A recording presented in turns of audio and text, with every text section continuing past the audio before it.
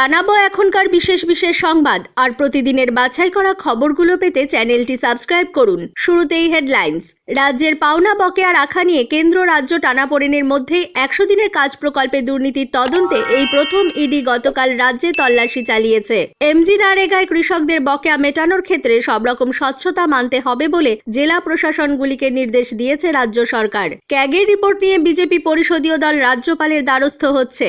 লোকসভা ভোটের প্রস্তুতি খতিয়ে দেখতে মার্চের শুরুতেই রাজ্যে আসছে নির্বাচন কমিশনের পূর্ণাঙ্গ দল। প্রাথমিকে নিয়োগ দুর্নীতির তদন্তের গতি নিয়ে ফের অসন্তোষ প্রকাশ করেছেন বিচারপতি অমৃতা সিনহা।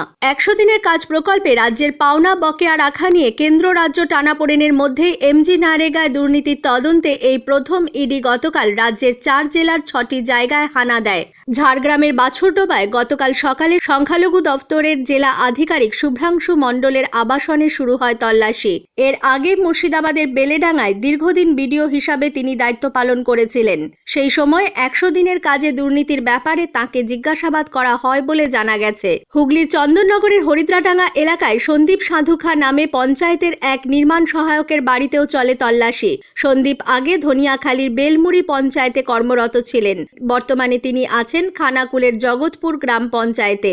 এর আগে ভুল করে চুচুড়ার ময়নাডাঙ্গায় সন্দীপ সাধুখা নামে এক ব্যবসায়ীর বাড়িতে পৌঁছে যান ইডি আধিকারিকরা। পরে ভুল বুঝতে পেরে তারা ক্ষমা চেয়ে সেখান থেকে বেরিয়ে যান। হুগলির ধনেখালীর প্রাক্তন বিডিও এবং বর্তমানে বহরমপুরের ডেপুটি ম্যাজিস্ট্রেট সঞ্চয়ন পানের সল্টলেকের ফ্ল্যাটে 5.5 ঘন্টার বেশি তল্লাশি চলে। তবে জানা গেছে ওই ফ্ল্যাটে তিনি খুব বেশি আসতেন না। কিছু নথিপত্র সেখান থেকে নিয়ে যান তদন্তকারীরা। বহরমপুরে সঞ্চয়ন পান এবং পঞ্চায়েত কর্মী রথিনদের বাড়িতে দীর্ঘক্ষণ চলে তল্লাশি ও জিজ্ঞাসাবাদ পর্ব।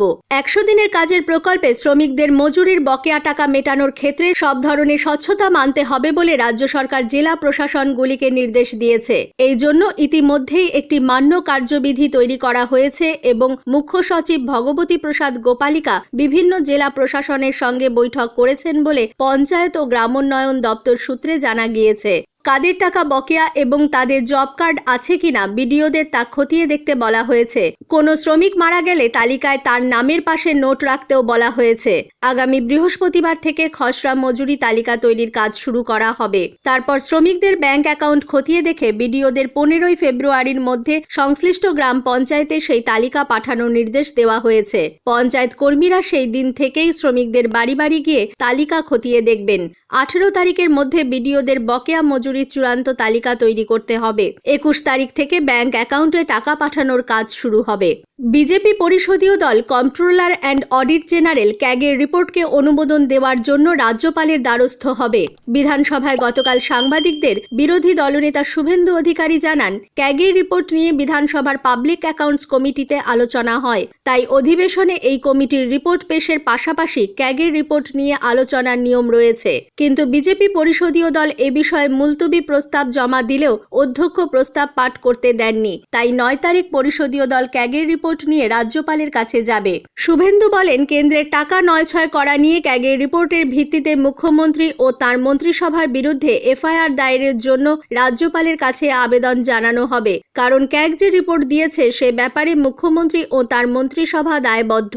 এর আগে ক্যাগের সাম্প্রতিক রিপোর্ট নিয়ে রাজ্য বিধানসভায় বিজেপির আলোচনার দাবিকে কেন্দ্র করে গতকাল শাসক ও বিরোধী দলের মধ্যে তুমুল হইহট্টগোল বাধে। অধ্যক্ষ বিমান বন্দ্যোপাধ্যায় আলোচনার দাবি খারিজ করে দিয়ে বলেন, ক্যাগের রিপোর্ট লোকসভার বিষয়। সেখানে 146 জন সাংসদকে সাসপেন্ড করা হলেও তিনি তা করবেন না। বিজেপি সদস্যরা অধ্যক্ষের এই মন্তব্যের তীব্র প্রতিবাদ জানান। হইহট্টগোলের মধ্যে সভার কাজ সাময়িকভাবে মুলতবি হয়ে যায়। বিরোধী দলের বিধায়করা এরপর স্লোগান দিতে দিতে ওয়াকআউট করেন এবং বিধানসভার নর্থ গেটের বাইরে বিক্ষোভে সামিল হন। পরে অধ্যক্ষ জানান, এখনো ক্যাগ রিপোর্ট তাঁদের হাতে আসেনি। অর্থমন্ত্রী চন্দ্রিমা ভট্টাচার্য জানিয়েছেন, বিরোধী দলনেতা শুভেন্দু অধিকারীর পর এবার রাজ্য সরকারি কর্মচারীদের সংগ্রামী যৌথ মঞ্চ রাজ্য সরকারের বিরুদ্ধে ওঠা টাকা নয়-ছয়ের অভিযোগ নিয়ে তদন্তের জন্য কেন্দ্রীয় অর্থমন্ত্রী নির্মলা সীতারমণের কাছে আবেদন জানালো। মঞ্চের তরফে পাঠানো এক চিঠিতে বলা হয়েছে, রাজ্য সরকারের বিভিন্ন দপ্তর ও প্রতিষ্ঠানে প্রায় 6 লক্ষ পদ শূন্য, কিন্তু 10 লক্ষ কর্মচারীর জন্য কেন্দ্রের কাছে অর্থ মঞ্জুরের আবেদন জানিয়েছে রাজ্য সরকার। এভাবে অর্থ কমিশনের দেওয়া টাকা নয়-ছয় করা হচ্ছে বলে মঞ্চের অভিযোগ। চিঠির কপি পাঠানো হয়েছে ষোড়শ অর্থ কমিশনের চেয়ারম্যান ডক্টর অরবিন্দ পানাগড়িয়া এবং অর্থ সচিব পিভি সোমনাথনকেও। আগামী লোকসভা ভোটের প্রস্তুতিতে নির্বাচন কমিশনের পূর্ণাঙ্গ দল রাজ্যে আসছে। মার্চ মাসের প্রথম সপ্তাহে মুখ্য নির্বাচন কমিশনার রাজীব কুমার এবং দুই নির্বাচন কমিশনার অনুপ চন্দ্র পাণ্ডে এবং অরুণ গোয়েল রাজ্যে এসে ভোটের প্রস্তুতি খতিয়ে দেখবেন বলে নির্বাচন কমিশন সূত্রে জানা গেছে। মার্চ মাসের দ্বিতীয় সপ্তাহে লোকসভা নির্বাচনে নির্ঘণ্ট প্রকাশ করা হবে বলে মনে করা হচ্ছে। তার আগে কমিশনের ফুল বেঞ্চের রাজ্য সফর তাৎপর্যপূর্ণ। কমিশন সূত্রে খবর, 1 মার্চ বিকেলে আসবে কমিশনের ফুল বেঞ্চ। সন্ধ্যায় রাজ্যের মুখ্য নির্বাচনী আধিকারিক সহ দপ্তরের অন্যান্য আধিকারিকদের সঙ্গে তারা বৈঠকে বসবেন। তৃণমূল কংগ্রেসের সর্বভারতীয় সাধারণ সম্পাদক অভিষেক বন্দ্যোপাধ্যায় গতকাল নতুন দিল্লি থেকে ফিরে কালীঘাটে দলের প্রধান মমতা বন্দ্যোপাধ্যায়ের বাসভবনে গিয়ে তার সঙ্গে দেখা করেন। তাদের মধ্যে 1.5 ঘন্টার বেশি বৈঠক হলেও তা নিয়ে কোনো পক্ষই কিছু জানায়নি। তবে রাজ্যসভার আসন্ন নির্বাচনে 4টি আসনে প্রার্থী দেওয়া নিয়ে তাদের মধ্যে কথা হয় বলে দলীয় সূত্রে জানা গিয়েছে। প্রাথমিকে নিয়োগ দুর্নীতি মামলায় তদন্তের গতি নিয়ে আবার অসন্তোষ প্রকাশ করল কলকাতা হাইকোর্ট। গতকাল এই সংক্রান্ত মামলার শুনানিতে বিচারপতি অমৃতা সিনহার পর্যবেক্ষণ, যে গতিতে তদন্ত চলছে তাতে সবাই ছাড়া পেয়ে যাবে, ইডি আর কিছুই পাবে না। ইডির তরফে জানানো হয়, এই দুর্নীতির তদন্তে লিপস অ্যান্ড বাউন্সের আরও কিছু সম্পত্তি বাজেয়াপ্ত করা হয়েছে। আরও কিছু সম্পত্তি চিহ্নিত করা হয়েছে। বাজেয়াপ্ত করার প্রক্রিয়া শুরু হবে। যদিও বিচারপতির বক্তব্য, 2019 সালের মামলা, এখনো পর্যন্ত তদন্ত চলছে। সম্পত্তি বাজেয়াপ্ত করতে এত সময় লাগছে কেন তা নিয়ে প্রশ্ন তোলেন বিচারপতি সিনহা। বিভিন্নভাবে তদন্ত ব্যাহত করার চেষ্টা করা হচ্ছে বলে ইডির তরফে আদালতে জানানো হয়। বিচারপতি জানান, বেআইনি চাকরি বাতিল করার প্রক্রিয়া শুরু হবে।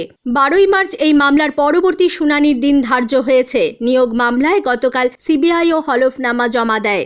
2009 সালে দক্ষিণ 24 পরগনার প্রাথমিকের প্যানেল উত্তীর্ণদের নিয়োগ প্রক্রিয়া ফের শুরু হয়েছে। জেলা প্রাথমিক শিক্ষা সংসদের চেয়ারম্যান অজিত নায়ক গতকাল সাংবাদিক বৈঠক করে এই নিয়োগের কথা ঘোষণা করেছেন। 2009 সালে এই জেলায় 1834টি শূন্যপদ ছিল। তার মধ্যে 1506 জনের নিয়োগ হয় গত বছরের জুন মাসে। বাকি 328 জনের তালিকা প্রকাশ ও নিয়োগের দাবিতে চাকরি প্রার্থীরা গত শুক্রবার থেকে ডায়মন্ড হারবারের জেলা প্রাথমিক শিক্ষা সংসদ অফিসের বাইরে অনশন অবস্থান শুরু করেন। এর মধ্যে মুখ্যমন্ত্রীর নির্দেশে তাদের নিয়োগের নিশ্চিত আশ্বাস দেন তৃণমূলের রাজ্য সাধারণ সম্পাদক কুণাল ঘোষ।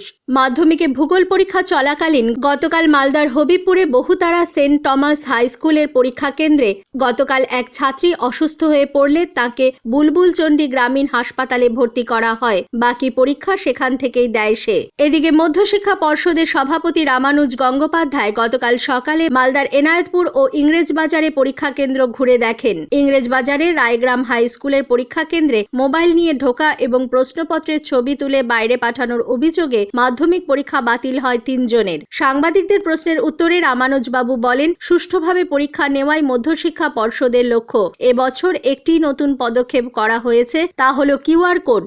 নাবালিকা হত্যার তদন্তে গতকাল মালদার ইংরেজবাজারে যায় ফরেনসিক বিশেষজ্ঞ দল। ঘটনাস্থল ঘুরে দেখে নমুনা সংগ্রহ করে তারা। নেতৃত্বে ছিলেন ডক্টর মৌসুমী রক্ষিত। বছর দশেকের ওই স্কুল ছাত্রীর গলা কাটা দেহ উদ্ধারকে কেন্দ্র করে এলাকায় এখনো চাপা উত্তেজনা রয়েছে। পুলিশের বিরুদ্ধে ঠিক সময় সক্রিয় না হওয়ার অভিযোগ করেছে জাতীয় শিশু অধিকার সুরক্ষা কমিশন। এই ঘটনায় এখনো পর্যন্ত একজন অভিযুক্তকেই গ্রেফতার করেছে পুলিশ। অন্যদিকে স্কুল ছুটি করানোর উদ্দেশ্যে 8ম শ্রেণীর এক ছাত্রের হাতে 1ম শ্রেণীর এক পড়ুয়ার খুন হয়ে যাওয়ার ঘটনায় পুরুলিয়ার মানবাজারে ব্যাপক চাঞ্চল্য ছড়িয়েছে। ঘাসতরিয়া সারদা শিশু মন্দির শান্তিবনের 8ম শ্রেণীর ওই পড়ুয়া চকলেটের লোভ দেখিয়ে পুকুর পাড়ে নিয়ে গিয়ে শিশুটিকে মাথা থেতলে খুনের কথা কবুল করেছে বলে খবর। আপাতত জুভেনাইল জাস্টিস বোর্ডের নির্দেশ মতো তাকে হুগলির একটি হোমে রাখা হয়েছে। তবে এর পেছনে অন্য কোনো কারণ আছে কিনা তাও খতিয়ে দেখছে পুলিশ। আসছি আবহাওয়ার খবরে। ঘূর্ণাবর্তের প্রভাবে বাতাসে জলীয় বাষ্পের পরিমাণ বেড়ে যাওয়ায় কলকাতার সর্বনিম্ন তাপমাত্রা গতকাল স্বাভাবিকের 5 ডিগ্রি ওপরে। তবে সর্বোচ্চ তাপমাত্রা স্বাভাবিক। স্থানীয় সংবাদ শেষ হলো।